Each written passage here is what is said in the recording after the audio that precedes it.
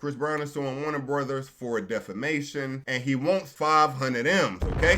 Now, he's suing due to a film that Warner Brothers dropped that featured this young woman who accused Chris Brown of some heinous things, of course, but it had been taken to trial. The same young lady that's in question, and we'll get more in detail, but I'm just kind of giving you an overview. So the same young lady that was in this video from Warner Brothers had taken this to trial, and it was dismissed by court, okay?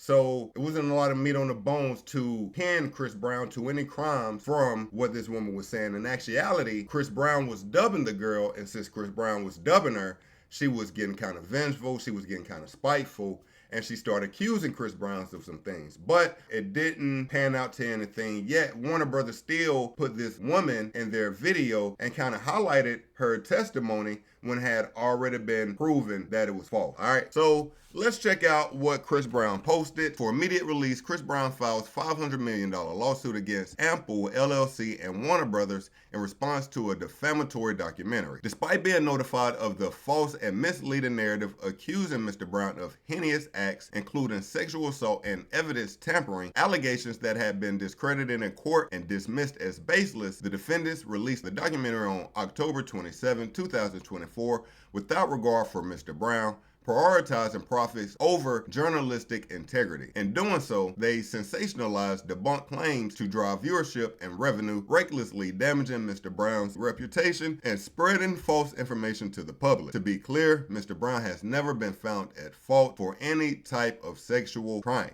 Now, we won't read all of this right now, but I must say, I do agree with Chris Brown filing this lawsuit because he has had a black cloud over his entire career since the Rihanna incident. When Chris Brown initially came into the game, his talent level was compared to really no one other than Michael Jackson. Now, you had your Usher comparisons, but then soon after, just like Usher at one time, they compared him to MJ. Chris Brown was the next evolution of that conversation, and a lot of people felt he had a worthy debate. Chris Brown is a phenomenal singer, phenomenal dancer, phenomenal entertainer, period, right? But after that Rihanna moment, his career trajectory plummeted. You would have to compare him with your Beyoncé's, your Rihanna's. You would have to put him in that category of stardom. And unfortunately, again, because of the Rihanna situation, he never really peaked at what he could have been when it came to collab with other artists because he had this black cloud. And of course, you know, he's not going to get the collabs with Nike and get these other endorsements that other artists will get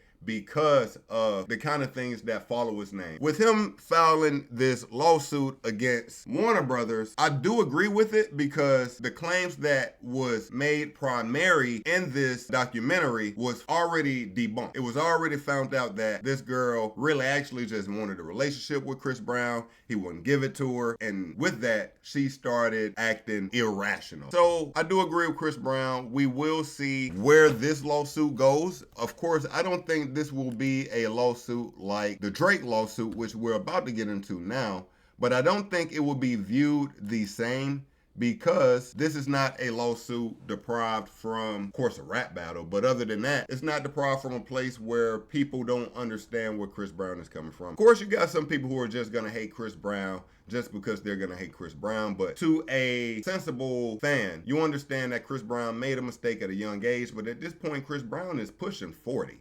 Okay, so we can't hold Chris Brown forever under the same umbrella we held him under when he was 16, 17 years old, which was the age he was when this happened. How old was Chris Brown? I know he was a teenager when it happened, so we can't hold him to that standard forever, right?